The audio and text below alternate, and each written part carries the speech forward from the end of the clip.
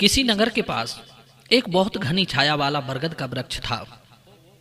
उस पर एक कौओं का राजा अपने परिवार के साथ रहता था। वहां से कुछ दूर पर एक पर्वत की गुफा में एक उल्लुओं का राजा अपने हजारों उल्लुओं के साथ रहता था। रात होने पर वो हमेशा बरगद के चारों ओर चक्कर मारता था।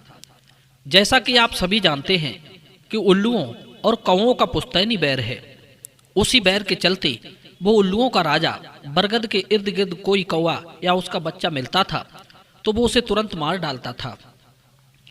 इस तरह से रोज रोज रात में उसने बरगद के ऊपरी हिस्से पर रहने वाले कौओं का सफाया कर दिया। बंधुओं, एक बात ध्यान में रखना, जो व्यक्ति अपने आलसी स्वभाव के कारण रोग और शत्रु की उपेक्षा करता है वो उनके द्वारा किसी न किसी दिन मारा जाता है। जो पैदा होते ही शत्रु और रोग को नष्ट नहीं करता वो बलवान होते हुए भी उनके हाथों मारा जाता है। इधर एक दिन जब कौओं के राजा ने देखा कि हमारे नगर के एक हिस्से की प्रजा उल्लुओं के द्वारा नष्ट कर दी गई है, तब उसकी आंखें खुली और उसने अपने सभी मंत्रियों को बुलाकर एक आपात बैठक बुलाई और कहा कि हमारा शत्रु बहुत ही प्रबल है और समय को जानने वाला है, इसलिए हर रोज रात में आकर वो हमें मारता है।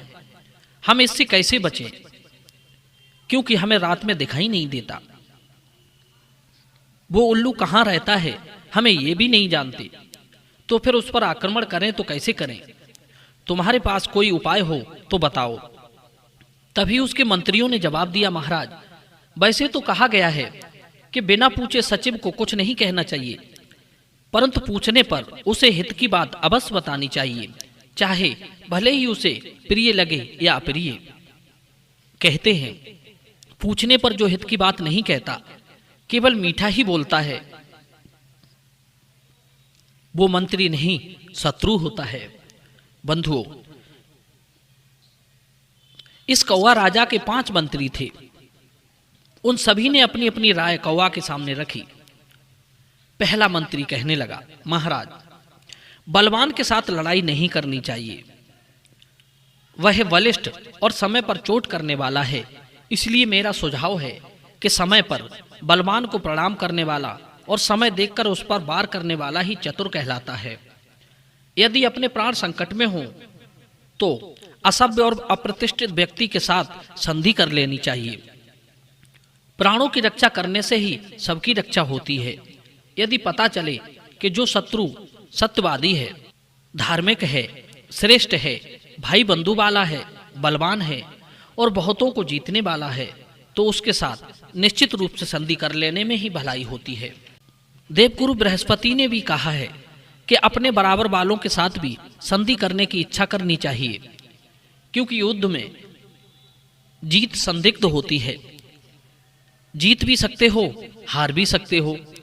कहते हैं जो अपने अभिमान में चूर अपने समान वाले से मेल नहीं करता, वो उसके आक्रमण से कच्चे घड़ों की टक्कर की तरह दोनों का ही नाश कराने वाला होता है। कमजोर की बलवान के साथ लड़ाई उसकी मृत्यु का कारण बनती है। इसलिए जिससे बड़ा लाभ ना हो, केवल लड़ाई ही हो, ऐसा काम ना स्वयं करे और ना करने देना चाहिए। बंधुओं, इस तरह पहले मंत्री ने संधि का ही प्रस्ताव रखा। कौवा का दूसरा मंत्री कहने लगा, महाराज, शत्रु के साथ सुलह करना मुझे सही नहीं जचता। कहते हैं शत्रु से गहरी मित्रता के साथ भी सुलह नहीं करनी चाहिए, क्योंकि आग को सिर्फ ठंडा पानी ही नहीं बुझाता, बल्कि खौलता हुआ पानी भी आग बुझा देता है। वो उल्लू आपके साथ मेल करने के योग्य नहीं है, क्योंकि वो क्रूर है, लालची है, अधर्मी है। जो सच्चाई और धर्म से अलग हो उसके साथ किसी तरह का मेल नहीं करना चाहिए। वो कभी भी धोखा कर सकता है। जो सच्चाई और धर्म को नहीं जानता वो मित्रता के नियमों को भला क्या समझेगा। अतः उसके साथ युद्ध ही करना चाहिए। जो शत्रु दंड से बस में किया जाना चाहिए वो शाम से बस में नहीं हो सकता। कहते हैं जैसे अच्छी तरह तपे हुए घी में पानी के छींटे देने से वो और भी तप जाता है, उसी तरह क्रोधित पुरुष के सामने मित्रता की बातें करने से वो और अधिक क्रोधित हो जाता है। सही बात तो ये है कि उत्साह और शक्ति से संपन्न छोटा शत्रु भी बड़े शत्रु को मार सकता है। जैसे सिंह हाथी को मारकर अपना राज्य कायम रखता है। भीम ने स्त्री का रूप बनाकर जैसे कीचक को मारा था, उसी तरह जो शत्रु बल से ना मारा जा सके उसे कपट से मारना चाहिए। इस प्रकार दूसरे मंत्री ने लड़ाई का सुझाव दिया। तीसरा मंत्री कहने लगा, महाराज, यह उलूक बल में अधिक और मर्यादाहीन है, इसलिए इसके साथ लड़ाई लड़ना या संधि करना ठीक नहीं है। इसलिए मेरा सुझाव है कि हमारा पीछे हटना ही ठीक है। कहते हैं पीछे हटना दो तरह का होता है, एक तो भयभीत होने पर और दूसरा प्राण और धर्म की रक्षा के लिए। बुद्धिमानी इसी में होती है।